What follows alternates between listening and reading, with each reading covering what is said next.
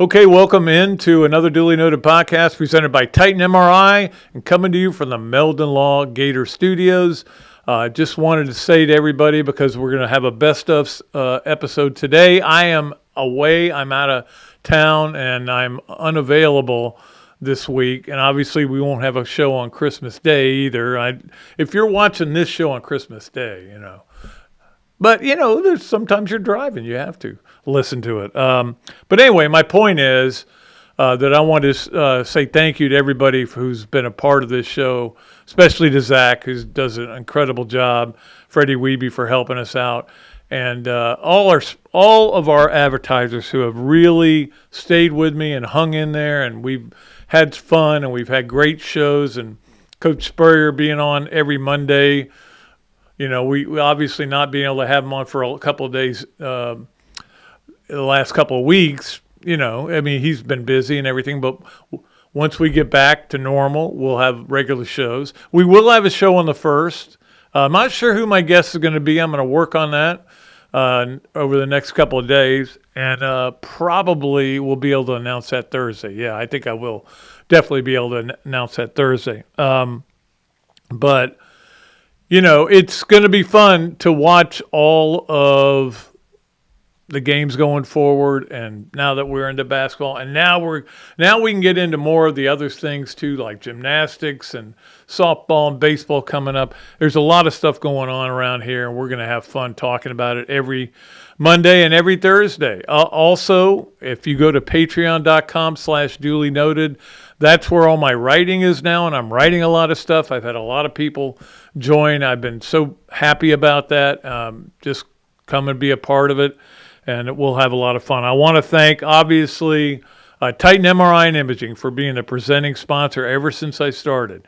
Joe Calori over there, what a great, amazing job he does. I want to thank Meldon Law for being a great sponsor and sponsoring Coach Spurrier's episodes in here, and all of our other sponsors, Royal Blue and Leonardo's. Kyle, man, is the best. BMI TeleMed, love them. Campus USA, Big Mills with the Yes, No Way or Maybe, Gallo, Car Wash, Hesser and Kipke, the Swamp Restaurant, Gainesville Quarterback Club, all these people who have helped me, Lerner Law, Los Landeros Tequila. So all those people that have been a big part of this, it matters. And it matters to me as a human being more than anything. Everybody's got to make business decisions in life, whether you're DJ Lagway or the guy who runs the books at a local restaurant.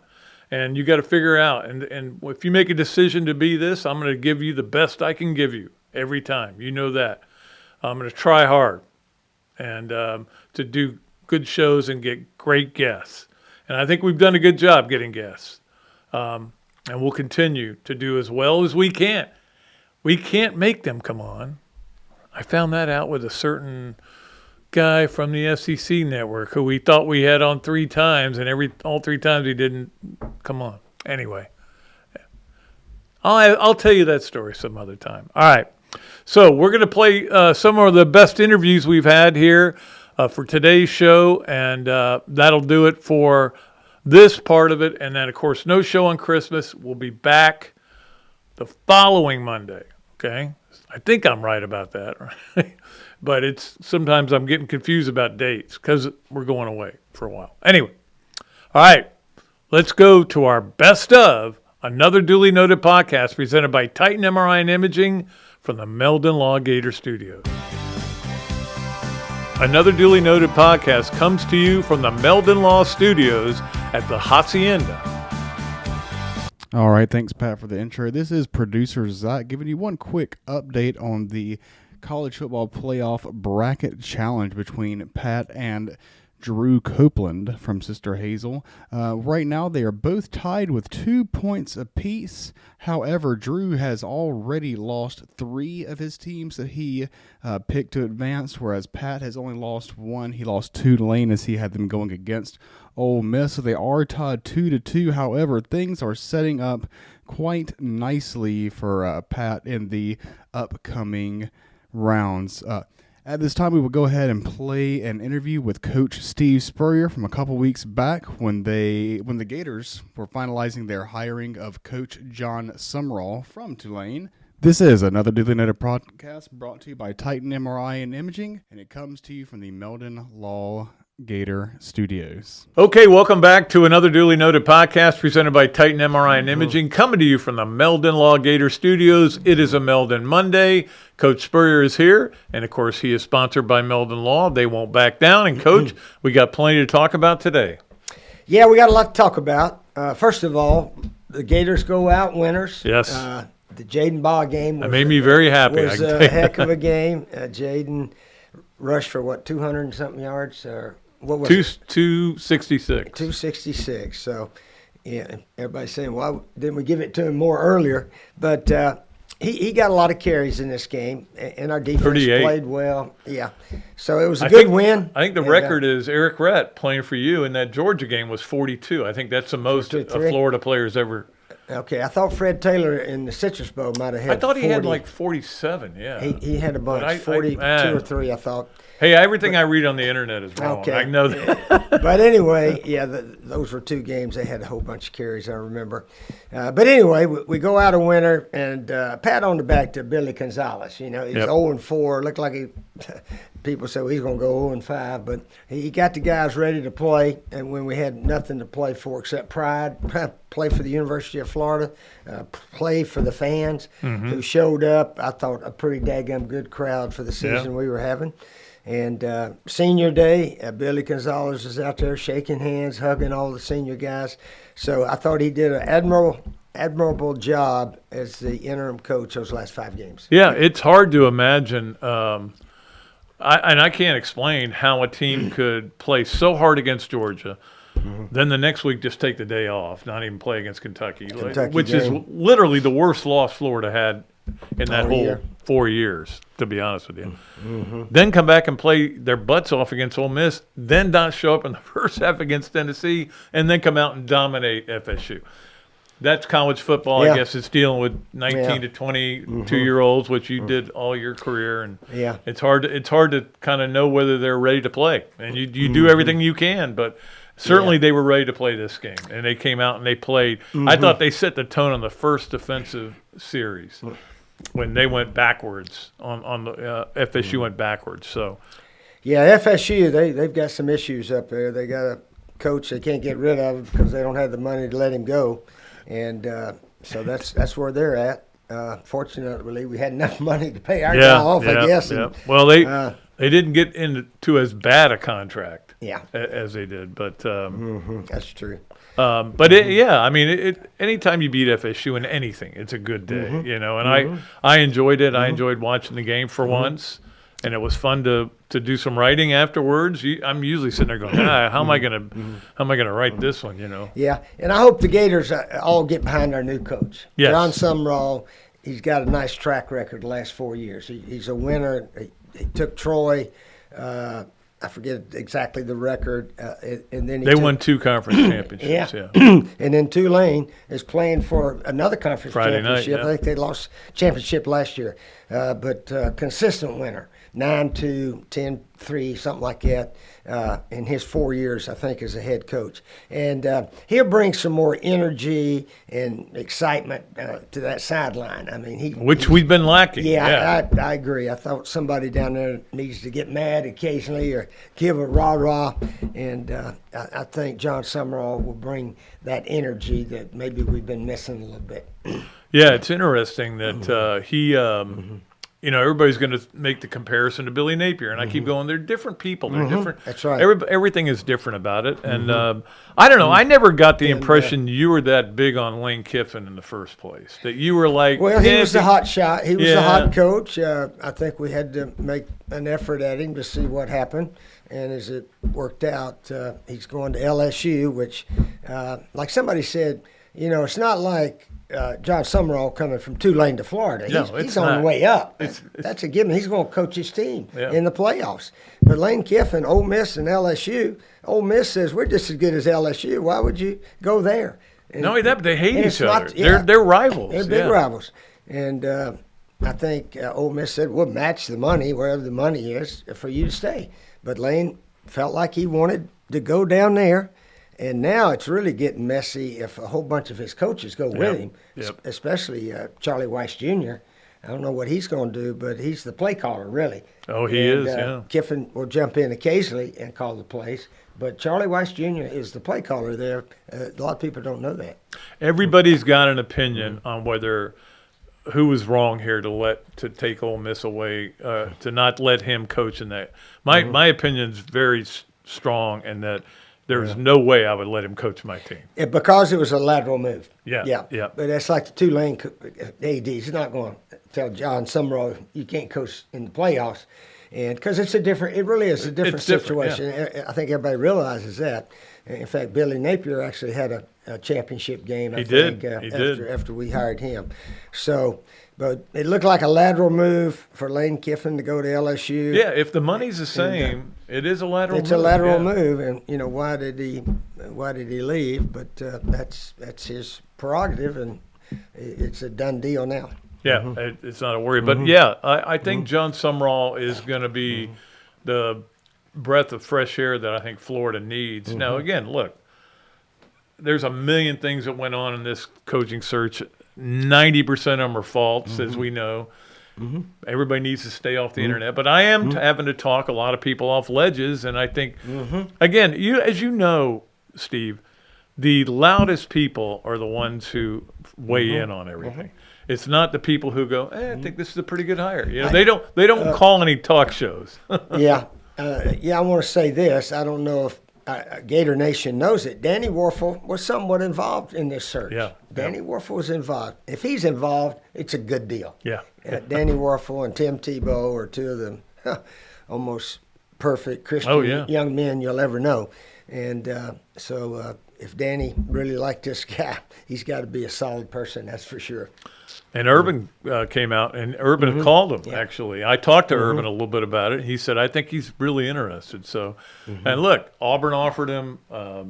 Kentucky would have offered him. They might have waited too long. Yeah, I think he had a chance to go to Auburn. I'm not sure, but they were really talking to him. And then Ole Miss, I think, wanted to talk to him after Kiffin left. But anyway, we got him. Have you talked to him yet? Or I talked to him yesterday. Did you? Yeah. Scott Strickland called me up, said, here's his number. And I called him, and he answered right away, hey, Coach, how you doing? And I asked him if I'd ever met him before, and he said, well, sort of, blah, blah, blah. But he played at Kentucky, but he was there when I was in the NFL, I guess. That's right, 01 through 04. And so forth. But he's a down-to-earth guy. He's a good guy, family guy, and all that. And he will bring fire and excitement. I think he's a guy that hates losing, I'd like to see guys, if they get big, it hurts. And I think he'll be that type of guy. Because believe me, the Gator Nation takes every loss personally. So you better take it personally, too. Heck yeah, you got to. My opinion. And I know you were miserable after the great coaches, the coaches that win a lot, it's not that they love winning; it's that they hate losing. Urban Meyer. Remember when he had to walk off the field after a loss? Golly! And he cried after the LSU game. Yeah, that was one reason he hung it up. Is just the emotion of losing just tore him up. Yep.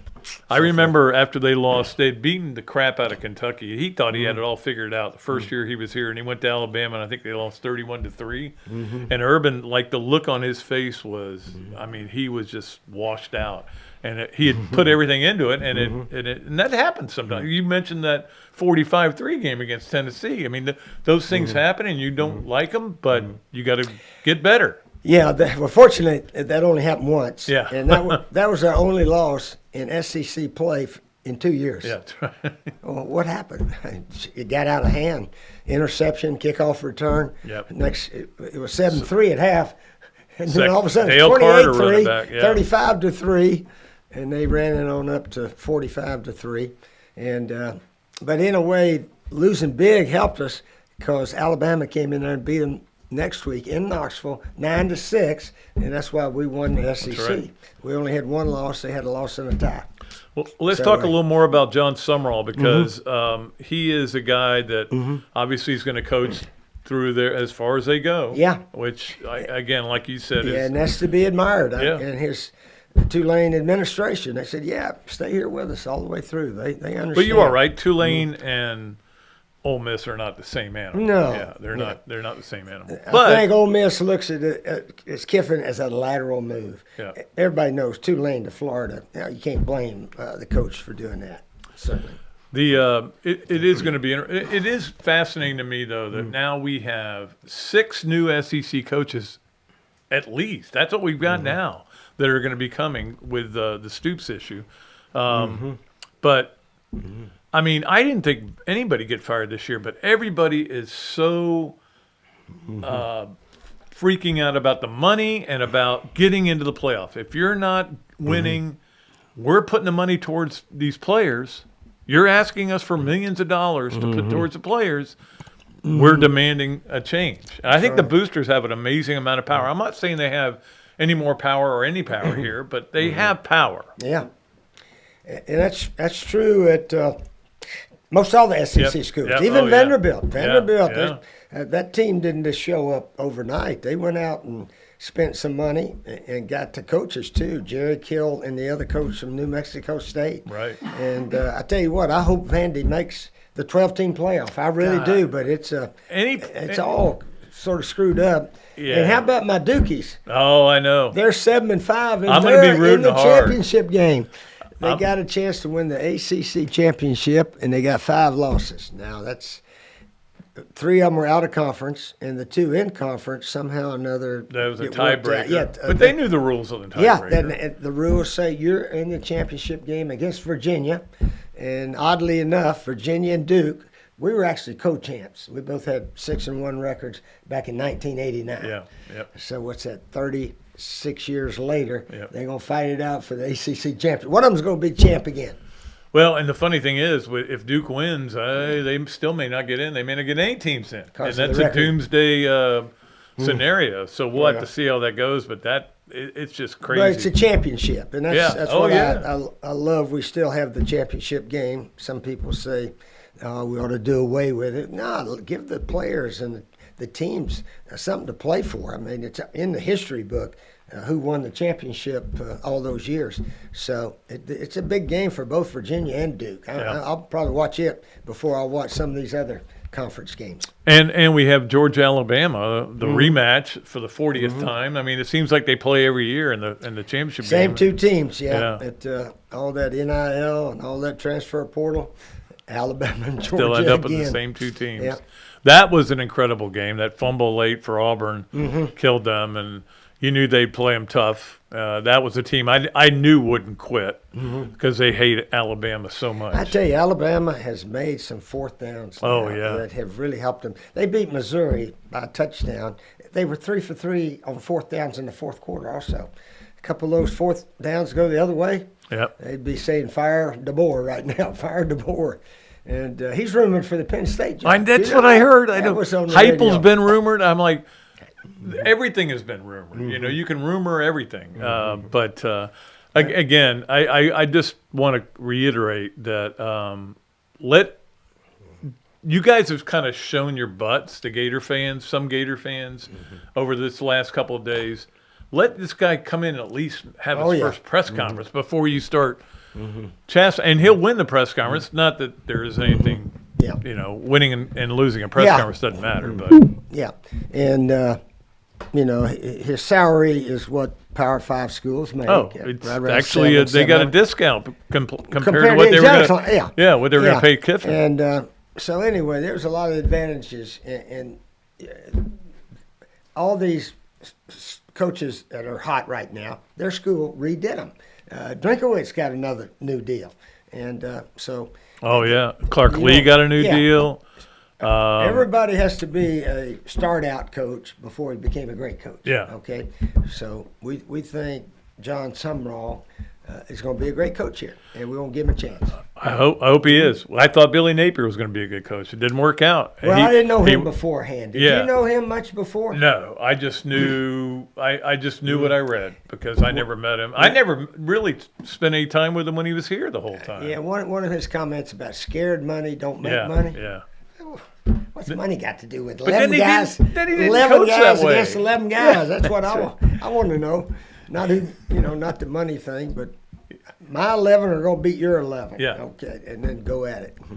But you can't say spot the ball and then go out there and play the way they did. So, but it was, it's been a weird 4 years, but that it's over, and this guy is coming, and John Summerall, and I'm excited about it, to be honest with you. I wanted Kiffin. Yeah, I did. I wanted Kiffin to come because I wanted to see your kind of offense, up and down the court. I tell you, the field. let me tell you another thing. Did you watch the Mississippi State I game? did, yeah. I felt sorry for Mississippi State. They played their hearts out.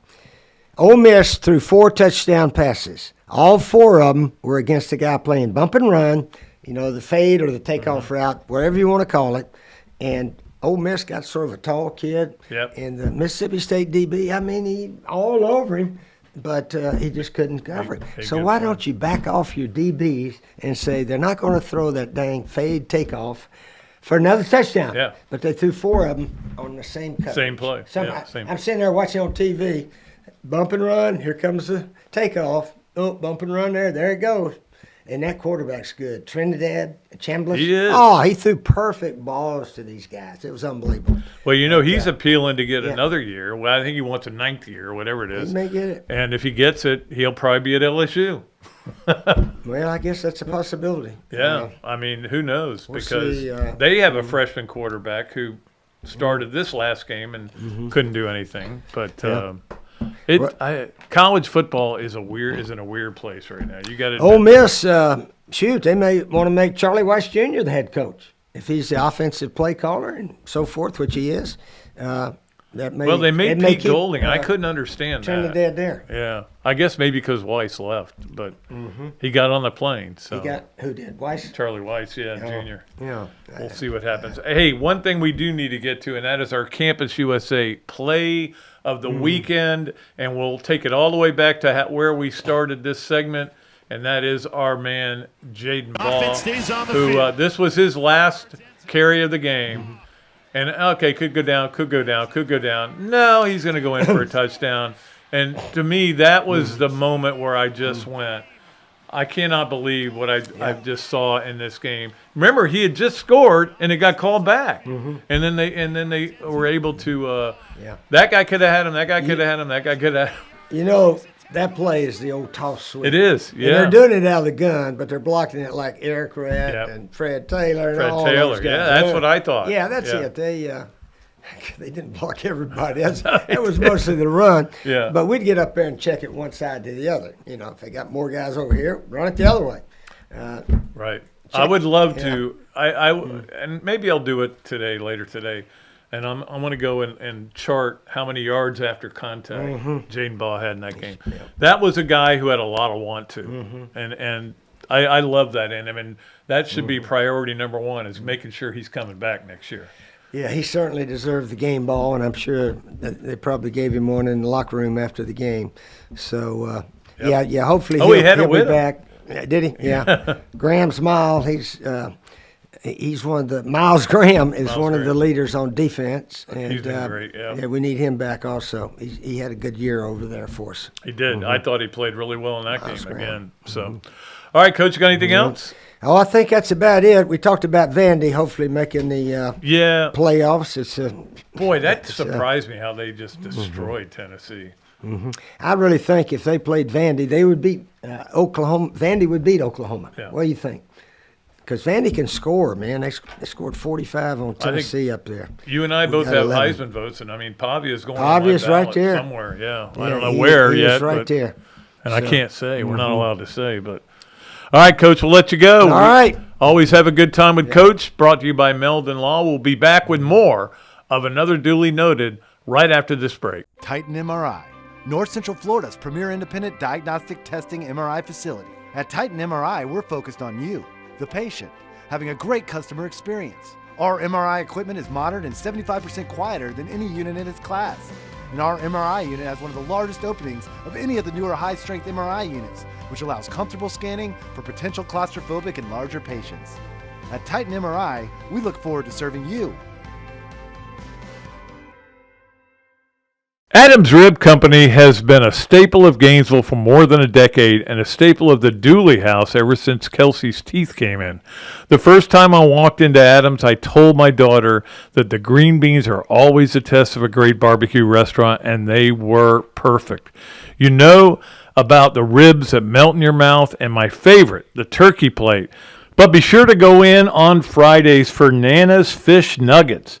They will melt in your mouth. Adams Rib Co., a Gainesville great. Hey Gator fans, the holidays are here, and you know what that means. Great food everywhere. Pies, cookies, all the food we just can't resist.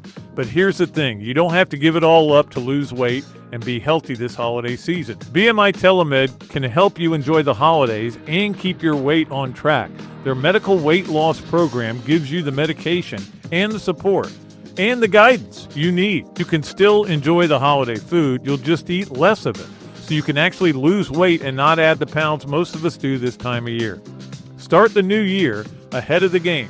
Visit our friends and Gator alums, Charlie Gonzalez and Bob Parado, at bmitelemed.com to learn more. That's BMI Telemed, achieve and maintain. All right, our next interview on this best of end of the year edition of the Another Dooley Native podcast, we're going to bring on former Gator offensive lineman and Tampa Bay Buccaneers offensive lineman, also former Survivor cast member, Brad Culpepper. Okay, welcome back to another Duly Noted podcast presented by Titan MRI, coming to you from the Meldon Law Gator Studios. It is great to bring in a good friend and a guy who is, he's got a list of impressive things that he's done in his career, including opening his own law firm, and that is Brad Culpepper. Bradley, how are you? I shouldn't say Bradley because your name actually isn't Bradley, right? It's Brower. It's middle name. We don't even want to get into that. It would take the whole episode. But my official name, though, is Brad. I've changed it, and it is Brad. Not Bradley, but anyway, good to see you, Pat. Good to see you. I wanted to get your take, first of all, on the new coach at Florida, John Summerall. And I don't know if you've been able to have any interaction with him, but it's pretty he had a pretty good opening press conference.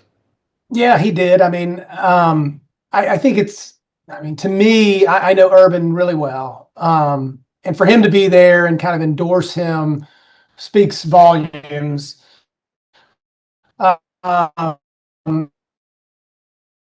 He definitely field. Everybody's, going to the Super Bowl on their first day. But yes, he seems to have enthusiasm. He's a defensive coach. Doesn't mean he can't be powerful on offense. And I tell you what, Tulane is killing it. And I think it's great that he's going back and he's going to follow through with that mission. So I hope it's great. It's been a while. It's been rough. I'm sure it's been rough on you. You see a lot of people from different. I obviously working at Culpepper and Curlin. By the way, is that an alphabet thing, or did you say I take first billing? That was his idea, so it was a smart move on his part. Well, I'm sure you're going to hear a lot about his two sons up here in Gainesville this year. Listen, Cade and Rivers are fantastic baseball players, and Cade's going into. He's got actually technically 2 seasons, but this is probably going to be his last season. And he, as a freshman, he really did amazing, and being all SEC and freshman All-American, and battled with some injuries. It's been hurt. But, he could be potentially he could be a 20, 30 home run kid in the big leagues as a second baseman. He's got a lot of power, and then Rivers is a great crafty lefty. I hope they understand that they don't always need the guy who's 6'6", throwing 100 miles an hour. You put somebody in off speed, and this kid can do it. He can hit all the strikes. And so anyway, I enjoy watching my nephews. Yeah, that's right. Well, let's talk about, though, how tough it's been to be a Gator and to be, especially somebody who's an All-American, who won the Dratty Award and all these things. And it's your school, man. You're not switching schools, but it's just been rough lately. Well, maybe it helps that Florida State stinks too. I guess Miami's the best of the bunch right now, though USF would say that they are. But Yeah, no, it's just there's been such inconsistency. I mean, some years are okay, and I don't know. We've all been beaten down so much that a long time ago when I used to play, and even up to like maybe 5, 10 years ago, it was a little more difficult to like really criticize players because they're college kids, they're not making money, they're doing the best they can, and I mean we would obviously still be angry about certain things, but you would always temper your expectations or kind of criticism because these are college kids. Well, now with the NIL and you drive around campus and you see these kids in these Mercedes and Ferraris and Lamborghinis and then they go out and lay an egg and only win, 4 games, or the quarterback's terrible, and he's making millions of dollars. It opens themselves up to a lot of criticism now because they're essentially pros. And when you're a pro player, the boos come out and the criticism is there. And that's essentially what these kids are. So during this NIL, there's a lot more people that are a lot less reserved and saying that guy stinks. I mean, our quarterback this year was terrible. I mean, I don't get it. What anybody can say what you want, blame the coach, blame whatever. I watched him play, and he was not very accurate and would make bad throws. And a team is essentially good as your quarterback, and they were terrible. So in normal years, I wouldn't say that, but the kid's making what, $2 million, $3 million? I don't know how many millions of dollars he's making. So a little bit like Tech with him, we need to move on and get somebody else. He's making more than I am. I know that. That's correct. And he's not as performing as well as you are, Pat. No, that's right. Let me tell you what, I would know what to do. I just wouldn't be able to do it physically. But, right. It's funny that you mentioned bowl games because obviously teams are dropping, opting out of games. We're talking about the kid down at USF is opting out of their bowl game after the quarterback, Byron Brown. I mean, and now it's just like, I mean, when you guys went to the Sugar Bowl, that was like a huge deal. Not only had you been picked on the year before, as we know, which was fair, and didn't go to a bowl, but and you'd been to that Anaheim Bowl, right, in '89? Yeah. That was the word. I gotta think that wasn't a great experience. It was okay. I mean, the bowl itself was no fun, but the best bowl was in 1987, which is kind of a funny story. I was redshirted, so I wasn't playing at all. However, going into the last game of the season, we were playing FSU. Now, Florida had beaten FSU 4 straight years at that point. And in '87, they had Dion. They were good, and we weren't expected to win. But before the game, we got word that if we won, we were going to go to the Louisiana, Poulan Weed Eater Bowl. I don't know, in Shreveport or something, whatever it was called. No, that was in existence then. Yeah. But if we lost to FSU, we're going to play in the Aloha Bowl in Hawaii. Well, we got beat, I think, 35-2. But that trip to Hawaii was fantastic. I think it was actually the National High School Cheerleaders Association, and they did the halftime show. So I was, 18 years old. It was a lot of fun out there. So that was my, since the Sugar Bowl didn't end the way we wanted it to with all the injuries we had, I think my favorite bowl was the one I didn't even play. And we played UCLA, Troy Aikman and all that. Yeah. And we almost beat them out there. It was like 20-16 or something. Yeah, it was Kerwin's, I think, last game. But then actually the next year, my redshirt freshman year, we played in the All-American Bowl in Birmingham. And Trace Armstrong, the All-American defensive end, was injured and couldn't play. And so they moved Jeff Roth, the normal starting nose guard, to defensive end. And I started that. It was my first college start in Birmingham at the All-American game. I think I made the first tackle of the game, and I was shed the center, and I was right there about to crush this running back. He was a big, stout guy for Illinois, Jeff George's team.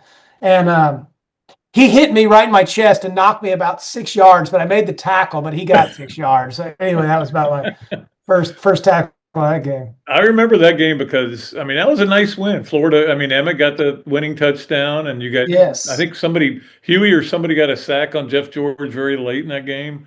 Yes. Yeah, that was a good win. But 91, I mean, that must have been hard because you knew that if a guy got through the line, if Bettis got through the line, nobody could tackle them because you had like third linebackers in there. Yeah, no, we had all walk-ons at linebackers. I had a plantar fascia bad on my heel, and I want to say Shane was dinged up too, but Shane obviously played. Yeah, it just didn't. The wind was out of it. First of all, truth being, that was a great Notre Dame team. I think they had 7 or 8 first-round draft picks on that team. I remember Demetrius DeBose, who I ended up playing with the Bucks, was a all-American linebacker on the team. I was telling him, I was like, you guys underachieved that year. I mean, you guys were, I think preseason they were supposed to be number 1, and I think they lost 3 or 4 games. But anyway, Bettis was a beast, and it just went down. And we also knew we couldn't win the national championship with both Miami being undefeated and Washington being undefeated at that time. So the wind was out of our sails a little bit with that, but yeah, no, that was just a difficult game. But the season was amazing. I don't dwell on Syracuse, and I don't dwell on Notre Dame. I dwell on going undefeated in the SEC, which is not an easy task, and then beating FSU at home, the last home game, which was 14-9, was a fun one. 14-9. I like my Spurrier's got a beer called 5220, and I always get that when I go to Spurrier's. But I wish he'd have a beer called 14-9 because I would get that instead. You bring it up to him, and I'm going to bring it up to him as well. Next time I see him, I'm going to say, "Listen, that was a big one." Yeah, I mean, and it was being from Tallahassee, like you are. I mean, that's still the one good thing about this year is that Florida ended with a win over FSU. It is. I had actually had lunch with Martin Mayhew, who's a good friend of mine. Martin just retired as GM. He's been GM about. Actually, he was famously or infamously GM of the 0-16 Detroit Lions team. It's funny. He called me before he hired Rod Marinelli, and Rod was my defensive line coach. And Rod was an awesome, best position coach in the NFL. Didn't really translate to head coach, but Martin had called me and said, "What do you think about Rod as a head coach?" And I gave my full endorsement. Then Rod became his head coach, and then Rod was the guy who ended up losing 16 games. But anyway, Martin and I were at lunch just, 3 weeks ago. He was in town. He was GM of the what are the Commanders. He kept saying Redskins, and I was like, "Well, you can't say that." He goes, "I played for the Redskins." He goes, "It's hard for me not to say that." When he was at Florida State, which is about 4 years ahead of me, he never beat Florida. Went 0-5. As red shirt, and I, that was leading up to 87. Going into 91, I was 0-3. We 0-4 actually, because we'd lost 87 when I was redshirted, and then 88, 89, 90. Actually 89 was pretty close. We had a home. I think we wore blue for the first time in. You did. I remember decades. that. Yeah. And we really hung tight. They were, number 2 or number 3 in the nation, and we were close. And lost at the last seconds. And then obviously in my junior year, when we, should have won the SEC, or we did win the SEC, they blew us out at home. They were at home at FSU, and Casey Weldon had an amazing game. So going into our senior year, it was like, man, this is now or never. And we lose, and then, it's going to be my whole career being from Tallahassee and never beating them. So anyway, I was kind of rubbing it in Martin's face. I was like, "Yeah, it must be tough going through never winning." And he's like, yeah. Let's not talk about this. Yeah.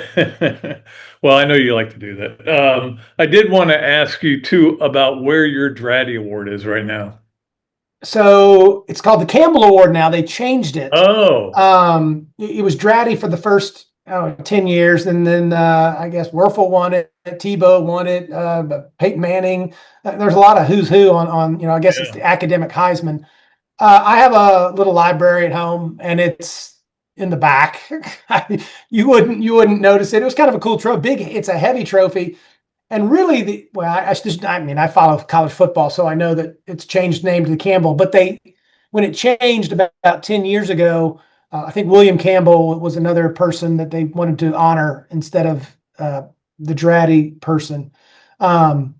They sent me a new plaque to place over the plaque on the base of the trophy. So it changed from the Dratty to the Campbell, and the So you have to get some plaque didn't quite fit, but it's still, I mean, it's there. So you have to get if Gorilla somebody, Glue or something, or to good, put it. well, yeah, it was sticky on the back, so it just kind of over took the other one. So anyway, if you came into our house and I took you in the library, I could Find it. find it. It's not out in the open, really. What's the big one out in front? No, my kids' pictures from Syracuse, Penn State, and wherever else, and NYU, where my daughter won a national champion. My daughter is the only real champion in the family. She at Plant High School. My sons came; they were runner-ups and for state championships. Never won the state championship. My daughter, as a freshman, was on the flag football team and was a full halfback or whatever. Scored a couple touchdowns in the state championship game. So she was a state champion in high school, and then went to NYU and played basketball, and they won the national championship, Division III. I think 2 years they've won back to back. So she's now at NYU Law School. But anyway, so she won a national championship, but she was captain of the team her senior year. So she's really only the true champ in the family. We all bow down to her. Both your sons played college football. I mean, that's pretty good to have done that, and enjoyed watching your one son at Syracuse. Rex. So Rex actually now he went to Stetson, and now is his third year at Morgan & Morgan. So oh, really? He's cutting his teeth over there as a lawyer. And my other son, Judge, who had a cup of coffee with the Bucks last year, is now taking his first semester exams at Stetson Law School as well. So I've got three children who are going to be lawyers. It's going to be just Culpepper and sons and daughter. Correct. Eventually, but I'll let John. I'm still great friends with John. He hired me coming out of. So I went to law school actually while I was in the NFL, and then actually graduated the same time I retired and took the bar. And I guess coming out of football, I was a 10th round draft pick. Coming out of Florida law school, I was like the first pick of the draft. So anyway, wow. I went to John, worked with John for 5 years. And so having my own kids go there and cut their teeth and let John pay for it is perfect. Well, you're set, man, because you've got the law firm income and your pension too. So that's good. Yeah, I could have started. I'm 56 now, and you can start collecting a portion of the pension at 55, but I'm going to delay it as long as I can. Oh yeah.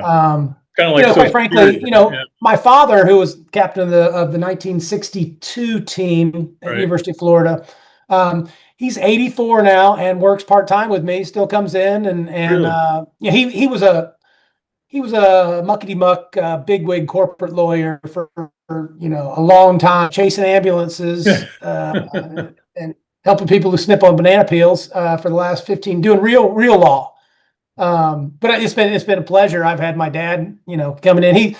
He and my mother are in between Tallahassee and North Carolina, and then here they kind of rotate between the three places, and then obviously Gainesville because their grandsons are there playing baseball. But anyway, so my dad's in here, 2 weeks a month, and I don't see if my kids ended up joining me, I think I'd do the same thing. I don't know that I would ever really retire.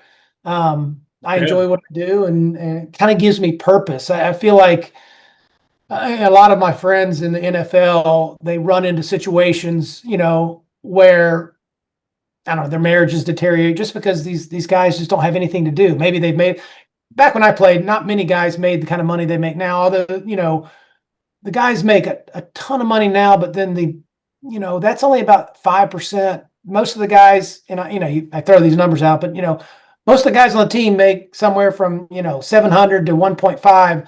That's a lot, but that's not going to change your really don't have something. But even if you have made a ton of money, you're 5-year-old. If you've had an amazing career, and you need to have I think you're much less 9 years, and so I was always planning for my post football career, and it worked out well. Absolutely. I cannot imagine if you were the kid that wanted to slough off in your family. Between you and Monica, first of all, you're going to have to be in shape. So you lost 100 pounds after your playing career. What close? I never got more than about 280, so I got down to about 190, about 200 to 205 now. But that, which I don't advise. Yeah, I think they're on the way out. Well, it's not that they're going to be on the way out. I think meaningless bowls are on their way out. I think, and again, I'm not pro on all this stuff, but it makes common sense to me that they would enlarge the playoff situation, and just have, say 24 teams or whatever. And then you're going to have, 12 initial bowls or 10 initial bowls or however they want to do it. And then all the bowl games will be connected to a playoffs. Now, maybe they'll be, for some of the smaller schools, bowl games, minor bowls. But I think for the Power Four, it's going to end up, in the next few years, that the only bowls are going to be associated with a playoff system, because of the problems they're having now. When, if you're not in the playoffs, you're like FSU a couple of years ago, where, they were an amazing team. They didn't get in because the quarterback got hurt and everybody opted out because they want to go play pro football or whatever it is. Yeah. That's going to happen when it's every team's going to happen there, and they got just demolished in the bowl game. All right, Brad Culpepper coming to us on the Big Mills Cheesesteaks Zoom line. Let's go play Yes, No, Where, Maybe with him. It is brought to you by Big Mills Cheesesteak. Street dining done the right way. Go in there and say, hey, I heard Brad Culpepper on another duly noted podcast. Free fries with your order. The food is incredible there. Let's go to number one on Yes, No, Where, Maybe, Brad Culpepper. When you were in the student government, you fought to let the pass outs continue. I did. Somebody asked me ask Brad about that. You're talking about being able to leave? Yeah, when you could leave at halftime and go to the Porpoise. I used to call this games. Yeah. I was on the student advisory, I was the student advisor on some committee. The only reason I know this is my wife's father passed away last year. He lived a long life. It was fantastic. Anyway, they're cleaning out their home because her mother's going to move to the Tampa area. She lived in Orlando, and I got a bunch of newspaper clippings that she had kept over the years, and I was just kind of going through it, saying, "Oh my God, this is so much stuff." And I saw the article about we won that, and you could leave and come back. So had I not done that, I don't know that I remembered, but I do remember. Yes, that happened. Yeah, they ended up getting rid of that, I think, in the late 90s. They did. Yeah. And they didn't have a good student lobbyist. Yeah, we could have used you in that. All right. Number two, the 91 FSU game was the most intense football game you ever played in. Oh, for sure, college.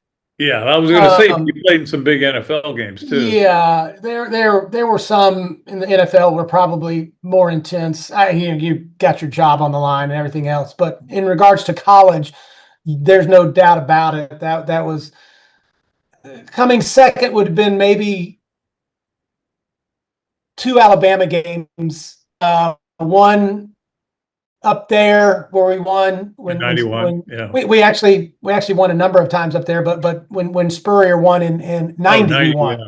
And that kind of was we'd beaten Oklahoma State, and it was a first road game. Alabama was really good, and we had a great defensive game, good offensive game, and we beat them up there, which was a big deal. And then in 91, it was a close game at halftime. Well, I think we were only beating them 3-0 in 91. Alabama at home. There was a fourth down play, and we stopped them. Anyway, we ended up blowing them out like 35-3. But that was both those Alabama games were a close second. But FSU, that game was number one for sure.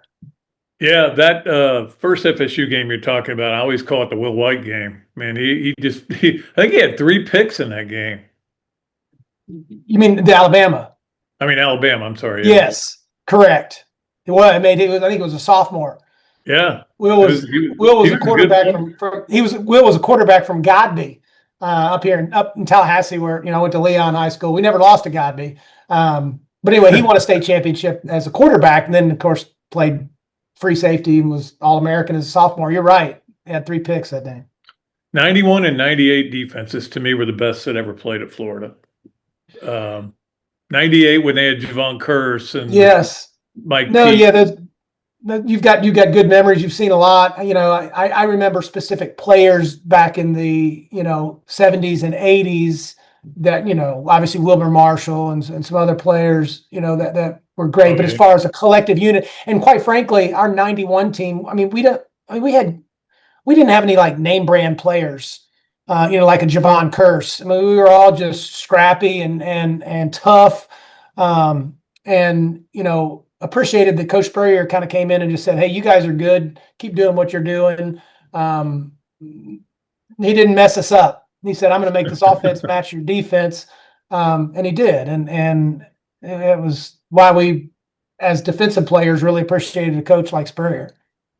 And finally, number 3 on Yes, No, Where, maybe you have given Warren Sapp some crap because you led the Bucks in tackles 4 out of your 6 years there. For sure. I got to pick my spots against Sapp. The guy's a transcendent defensive tackle. But yes. And you led the team in sacks twice too. So, Correct. So he already knows all that stuff. So I don't really have to bring it up to him. He actually brags about it when somebody else will say something.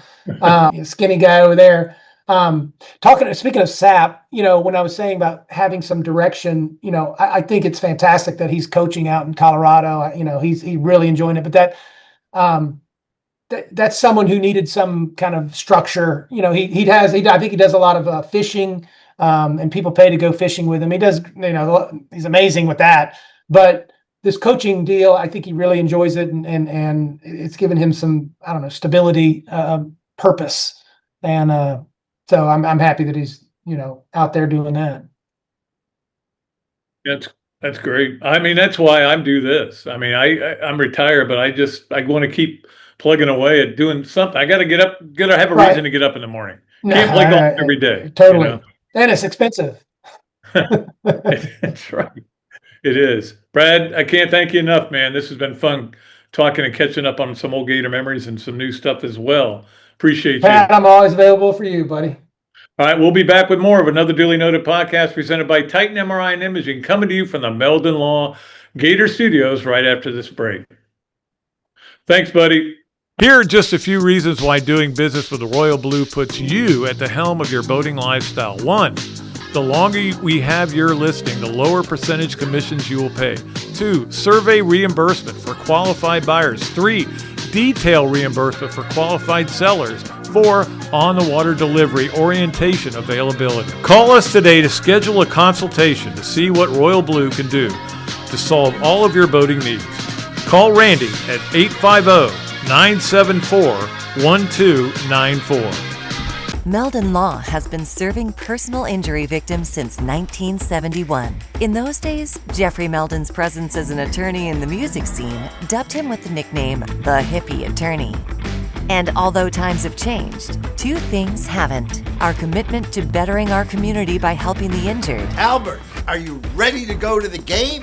And our love for the Florida Gators. If you bleed orange and blue, Meldon Law is the firm for you. All right, Gator Nation, we're going to wrap things up with former Gator golfing legend and current PGA Tour pro Billy Horschel. You're listening to another Duly Noted podcast brought to you by Titan MRI Imaging at the Meldon Law Gator Studios. Have a wonderful Christmas and a Happy New Year. See you guys in 2026. Enjoy the interview. Okay, welcome back to another Duly Noted podcast presented by Titan MRI and Imaging, coming to you from the Meldon Law Dooley Dome Gator Studios. It is a great pleasure to bring on our guest today, the great Billy Horschel. We have not seen a whole lot of him lately, and it's really bothering me because I that's what I do. I follow Billy on the tour, and of course he's had hip surgery, and now he's back playing again. And that's the first thing I want to ask you, Billy. First of all, thanks for coming on. And how is the hip, and where are you on? I know you played in a couple of tournaments. Where are you in your mind? Yeah, the hip feels really good. It's, I think, about 7 months now. since surgery, and I think I played the second week of September, which is 4 months after surgery, which was pretty fast. I wanted to play the event over in Europe. I had won the previous year. I wanted to defend. So since that time to where I played last was Utah about 3 weeks ago, a month ago. It's the hip's in a hell of a lot better position. It's a lot stronger. It's a lot more explosive. But it's fully healthy now. Now it's just getting back of getting reps. All the reps I lost of the game of golf, of being out and not swinging, and just getting a little more consistent from here until the end of the year, till we start the new season in 26 down in Hawaii. Yeah, didn't you finish like tied for 11th in that tournament out there in Utah? I did. I played really good. I had a really bad first day. I had two double for the tournament. I had two double bogeys and a snowman. So you take those out of the equation, it's even a better tournament. But it was nice to see the game sort of show some life. I had seen some stuff, in the previous events, and I had seen some stuff in practice. But I was waiting for it to come together a little bit better, and it was really the first event, that Utah event, that I felt like the game was close. I felt close to 100%. I felt like I had the ability to compete and to play well. Yeah, that's next time I make an 8 on a hole, I say I'm at a Horschel. Exactly. And I know you do want to talk a little bit about this as well, but since Billy Napier was a football coach here, now it's Billy Gonzalez, I thought maybe you'd be the next guy to come in here and take the job. Another Billy. It was it's weird to say that. I don't know if it's ever happened before in college football, even NFL, where the guy who replaced the head coach had the same first name. So, listen, Billy Gonzalez is a great person and a great coach, and he was really great to me when Dan Mullen was a coach. I would come over to practices, and he was great to me. So, yeah, it's weird to see a Billy, head coach and replace them. So that's an oddity, and I don't think it was funny. We were watching the game the other night, and as any fan and any quarterback couch coach, whatever that term's called. One of my kids looked at me. He's like, "Why don't you be the head coach?" I'm like, "I do not have anywhere close enough knowledge of being a head coach of any football program, let alone a college program." So yeah, my name and Billy, we just have to, with the other two Billies, just share that together. Yep, Billy the Kid. You can put him in there. Exactly. Well, but you couldn't do worse than 3-7. I think you could find a way to win 3 games at this point, and that is very frustrating for all of us, to be going through this. And I know that you're aware of this, but this will be the 6th losing season for Florida football in the last 13 years. And I had Urban on the podcast Monday, and he was like, I asked him, could you ever foresee this? And of course, what he left behind was a little bit better than that. Yeah. Urban and I played golf about a month ago, and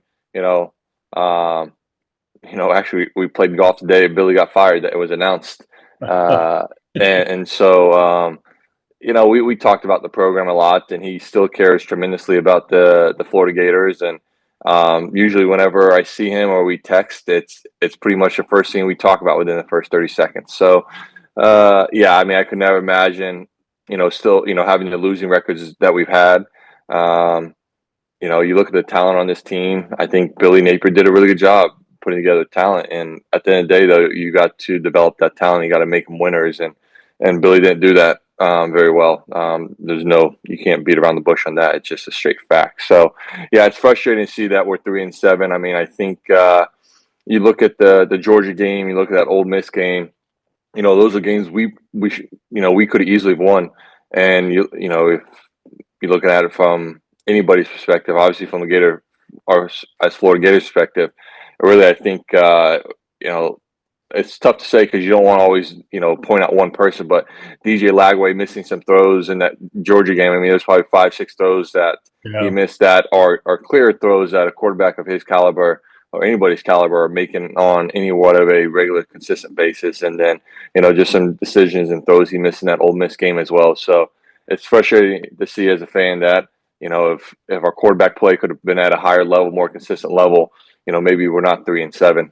We're in a better position than where we've been. But listen, we haven't been good the last, like I said, 6 losing seasons and 13 seasons. I mean, that's just unacceptable for Florida football. Even the bad days with Ron Zook and those days, it was still we still weren't in We're that. still winning 8 games. Yeah. Correct.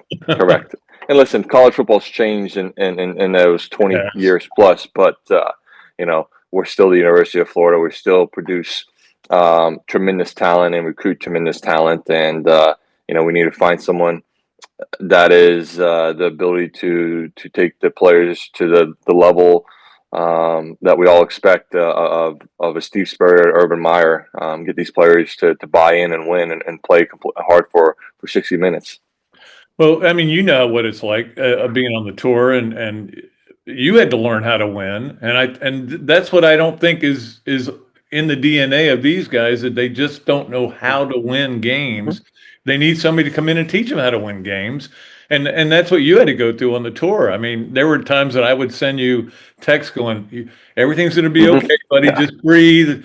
Go get this done, but now you obviously know how to win, and you've won 8 times on tour, so and done really well.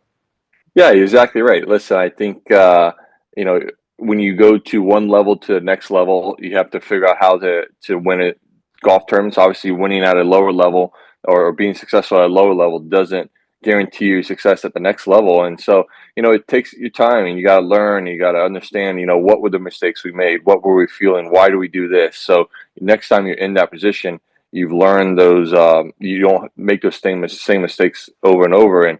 And obviously in college football, you got guys coming in every year, every 4 or 5 years, you're replacing, you're turning over the players. But really, when you look at that team, and with all the talent we have and everything, you can't point to a handful of players that are they are winners, but that know how to win games, that have done it, and guys can teach these younger players coming in. We just don't have those guys, and it's unfortunate. And it's not, obviously everyone plays a part into losing and winning, and it's not solely on the players' fault, but we just don't have the players there to help teach younger players what needs to be done and how to get through, the gauntlet to win those close tight games. And that's the frustrating thing, because, I mean, we've had so many of them in the last couple of years that, whether it be play calling or just, missed assignments or, whatever it may be, it's just frustrating to see some of the same mistakes made over and over.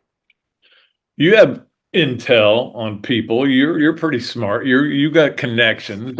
What's your thought on Lane Kiffin, whether he'll end up here or LSU or stay in Oxford? I've stayed out of that whole discussion a lot. I think 17 years on the PGA Tour, and really, obviously, I love the PGA Tour, and being part of our player advisory committee and everything, and really being the nuts and bolts of things for a long time. I've just realized over the last couple of years I still care, but I don't need to be in the thick of things anymore. And so it's sort of the same thing with this whole coaching search with Lane Kiffin. Obviously, there's people I know and I do have conversations with, but it's I'm not regularly texting with people trying to figure out what's going on. But as I've told people, just when you look at Lane Kiffin, why would he choose the University of Florida? I just say, listen, he's back with his ex-wife. His ex-wife's a University of Florida alum. Her dad played football at Florida. He's a Gator great. He talks about their first state was in Gainesville, and then I didn't realize this ESPN article, I guess maybe it came out last year before the Ole Miss game, and he talked about how Gainesville was such a special place to him, all this other things, and then you got the Steve Spurrier connection, and he coaches football for. He obviously his dad was a coach, but Steve Spurrier was his idol. He wanted to be like Steve Spurrier. That's why he wears a visor. So, listen, if there was a case to be made of why he would choose Florida, there's a lot of reasons why Florida makes sense to him. And, I think he would be an awesome coach at the University of Florida. I think, as someone we joked about the other day, it doesn't guarantee he becomes the University of Florida we're going to win and win national titles, but there is one thing for sure. It's going to be one hell of an entertaining time with him here. It's going to go back to a little bit of Steve Spurrier days with some quotes and everything and some things he does. But yeah, I would love to see Lane Kiffin. I think he would do unbelievably well at the University of Florida. I think there's a lot of good things that Billy Napier did, in his tenure at Florida, that Lane comes in and can sort of just, polish what Billy's done already and make us a winner, a regular winner, and back to where all Gator fans would love to see us continuing in the playoffs and for national titles and SEC championship games. So I hope Lane comes, because I'm trying to figure out who, I have an idea who we could go for, or who I would like to go for if Lane doesn't come. I think there's a case to be made that Lincoln Riley and his tenure at USC isn't successful, and with the changing landscapes of college football, USC isn't USC anymore. Even though they're in the Big Ten, they're just the way the TV market is and everything. You just don't hear about USC much anymore. And so I think Lincoln Riley would be maybe the second guy if I was in charge or had a say to be looking at it, bringing, because he's got a proven track record of what he did at Oklahoma, and obviously I know he hasn't had this success at USC, but I don't think USC is what USC was 20, 30 years ago. Yeah, it's like the 8th biggest story out there, right, in LA. Mhm. I mean, it is.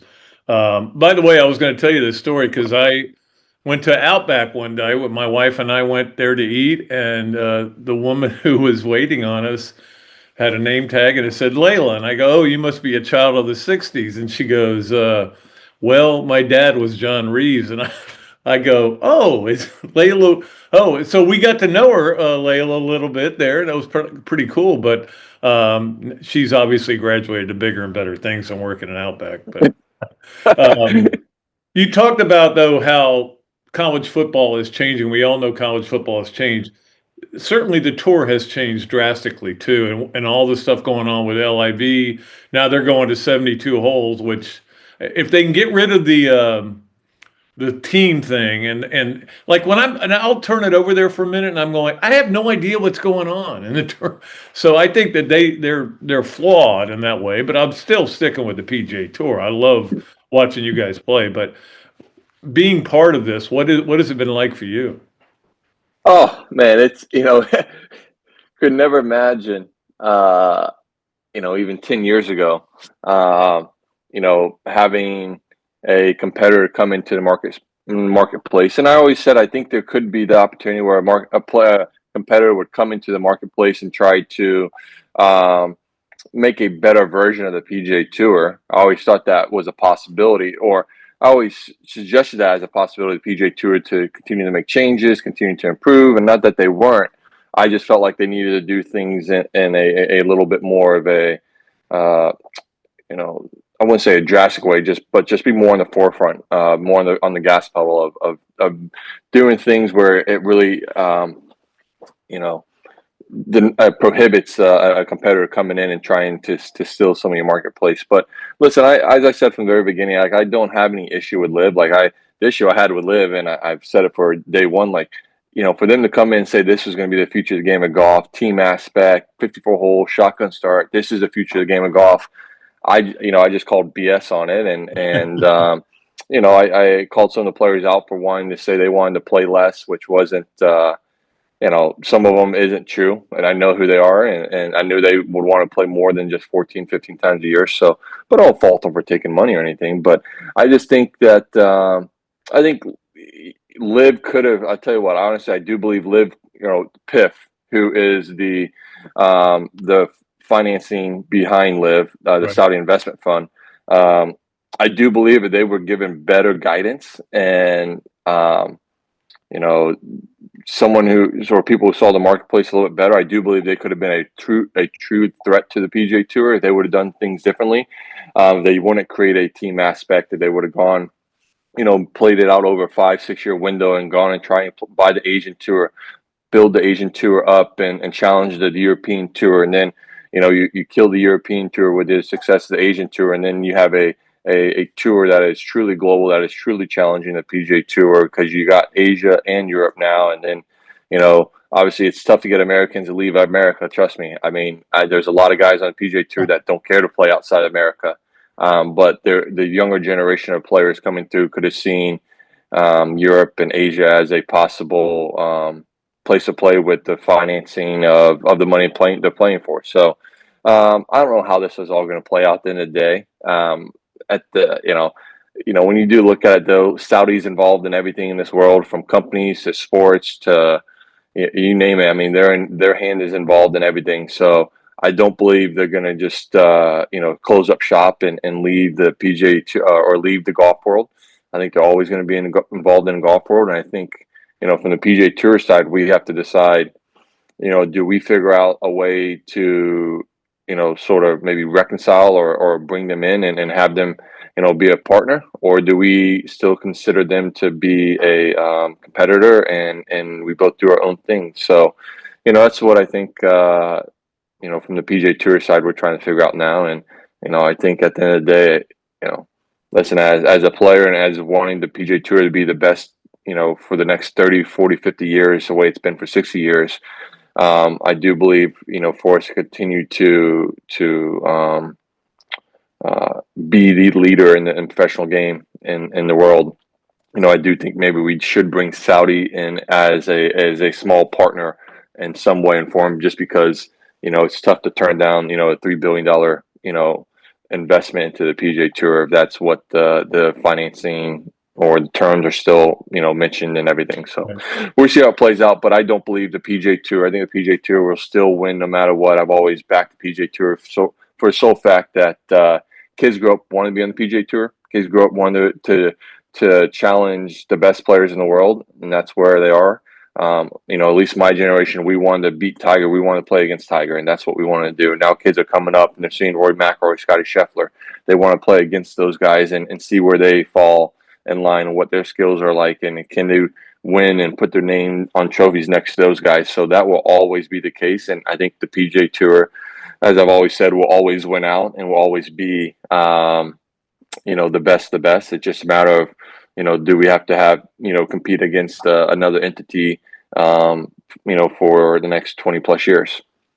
Billy Horschel joining us on the Big Mills Cheesesteak Zoom line. I wanted to ask you about the job JC and Dudley have done with this golf team, and of course I watched them in East Lake, and that was probably cool to watch that, because you obviously did pretty well there too at East Lake. But yeah, I mean it is so much fun to, and now guys, you're not alone on the tour. You're not the only Gator out there. I mean, for a long time that's all we've had to root for is Billy Horschel, which we love doing, but we'd like to get more people out there, and now we're getting more and more out there, and that must be fun to have other Gators on the tour. Yeah, it's nice. Let me tell you what, it's not great when there's only a couple of Gators out there, and then you look at the Georgia Bulldogs and they've got 11 or 12 guys out there, and listen, I get along with all the guys from Georgia, but when people start talking about, well, Georgia's got 12 guys out there this year on the PGA Tour, and you got this guy and that guy, like, as a Gator, you always want to be the best and have the most or win the most and everything. So yeah, it's nice to see guys like Ricky Castillo out there. You got Freddie Biondi just got his European Tour card. Quentin LeBeau just got his European Tour card. Obviously Camilo's still out there. Tyson Alexander was out there on tour for a couple of years. Hopefully he gets, and so you got Toasty out there. So yeah, it's nice to see more Gators, having, some success in the professional ranks that hopefully will ultimately project them and get them to the PGA Tour, is where, talk to them. That's where they want to be. So yeah, it's nice the job JC and Duds have done. They've won a national title a couple of years ago, and then obviously the success that they've been able to carry on from that.